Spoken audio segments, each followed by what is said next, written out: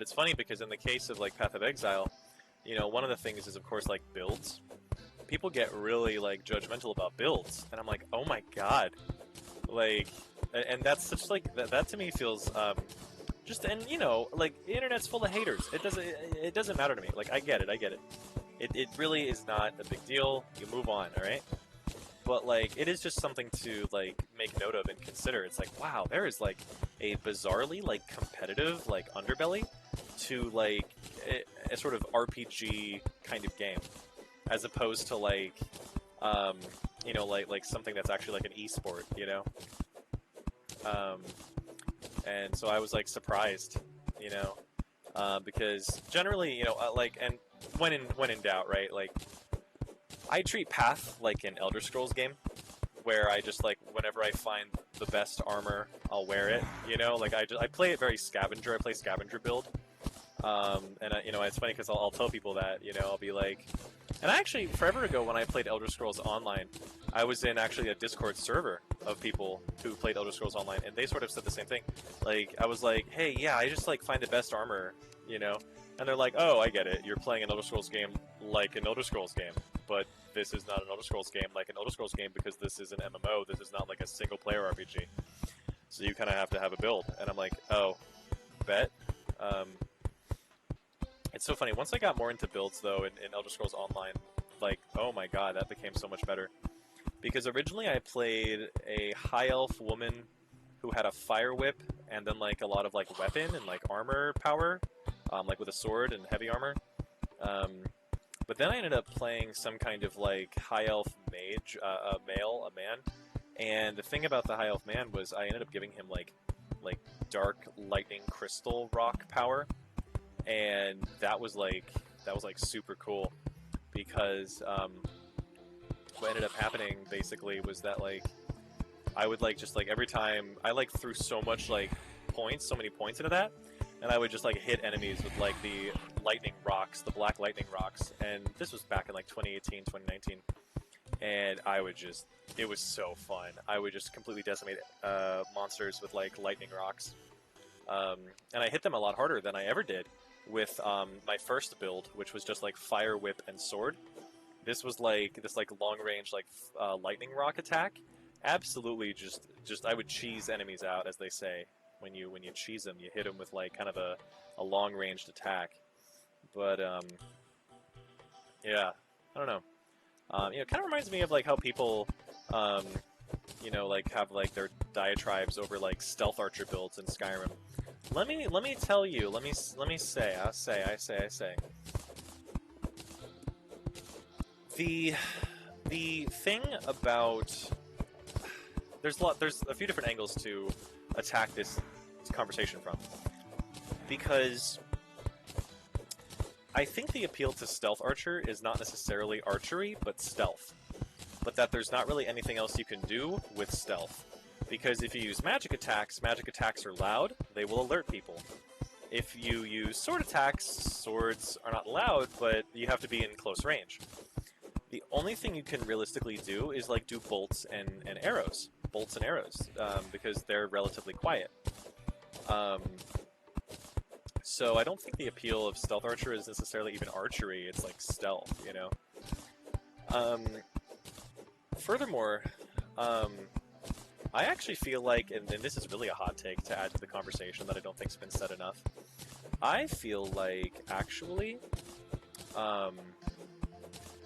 what actually happens is Oblivion had better, or at least there were more stakes to the archery builds in Oblivion, because, and now I don't know, you know, how things have changed with Skyrim's like 10th anniversary edition, but I recall there was a time when I would play Skyrim and I would do a sneak attack with the archery, and it would always be just 3x more damage because of the sneak attack. Now, I think in the 10th anniversary edition, they changed the sneak attacks to actually have more range. So you can do up to like 6 damage with the sneak attacks, but like, with Oblivion always had like different range. You could either have like a two times more damage or 6 times more damage, you know? And so that was like that felt like it had a bit more stake. Actually, what happens if we do this? One of the things that stuck out to me as well in Oblivion was this sense that if you got into an altercation, right, you get into your fights and stuff, one of the things that you have to always be aware of is that the stagger damage in Oblivion is like way more like full of like, piss and vinegar than like in Skyrim. If you get stagger or stamina attacked in Skyrim, you end up just kind of getting dizzy. But if you get staggered attacked in Oblivion, you get paralyzed for like a second or two. At least in the vanilla Oblivion that I play. And like that gives like blocking more stakes, because then you actually kind of have to block, because you won't be able to attack for like 2 seconds, which is like so disempowering. So it's like, okay, we're gonna go ahead and we're gonna try to block or something. And on top of that, then you're like, okay, well, I see that close combat, has all these stakes. I'm gonna go ahead then and maybe see if I can't do long range. I will say it does seem like in Skyrim there is less like stakes for fighting short range. It seems like whatever stakes there are in Skyrim to fight short range, it's kind of contrived, and that's it's kind of fun to fight short range in Skyrim. Whereas in Oblivion cajoles you a little bit to do long range, because short range has such a mean paralysis effect that happens if you get stagger attacked. A lot of stuff. Let's see. But yeah, I mean, I think so. There's like more of like a persuasion to like get into, like archery in Oblivion. One of the things that is also cool, however, that is not a limitation but actually kind of a boon in Oblivion and in archery, is technically you have like a third arm sort of in Oblivion. You don't really, but what I mean when I say that is that like you can use magicka while dual wielding a bow or like a dual wielding sword. In Skyrim, you can't do that. In Oblivion, if you're holding a bow, you're holding a dual wielded weapon, and you press whatever hotkey you have for like using like a magic attack like healing or fireball or lightning, you end up actually being able to use that while dual wielding. You can't do that in Skyrim. You can't dual wield and use magic in Skyrim. And so Oblivion also then is like, hey, if you get into archery, you actually don't use out on using magic. And so like, I will say Oblivion actually pushes, or sorta, it does have archery a bit more. Plus, furthermore, Oblivion also has, I will say Oblivion tends to have a lot more like class limitations. Like in Skyrim, you can kind of pick any character and then be anything. You can be like a archmage. What's the meme? It's like you can be the archmage. The archmage companion leader, thieves guild, Azura, this, that, the other. Like you could be everything in Skyrim. In Oblivion, the classes are a bit more like limited to what they can do, and what ends up happening is if you play a wood elf in Oblivion, wood elves are supposed to be these like natural born archers, and so that's like if you want to get into archery and have it feel special and specialized, you can pick a wood elf. So this notion of like the stealth archer in Skyrim is like so and so like uncool for whatever reason, I can sympathize with that a little bit.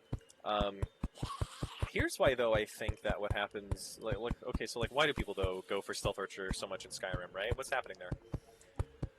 I feel like the reason why people pick Stealth Archer a lot in Skyrim is because, good lord almighty. Hi, everybody. I think the reason why people pick Stealth Archer in Skyrim is because of how just like cheesy it is, and how like doable it is, and how versatile it is. When you do a stealth archer, like, because the pretense of Skyrim, right, is that you can kind of do everything, and so I think people like stealth archer not because necessarily they're LARPing some kind of like stealth archer build, I think they just do Stealth Archer because of the cheesy versatility that it offers. Which of course goes back, I think, to what like the haters talk about when they're like, well, that's the problem, right? Like,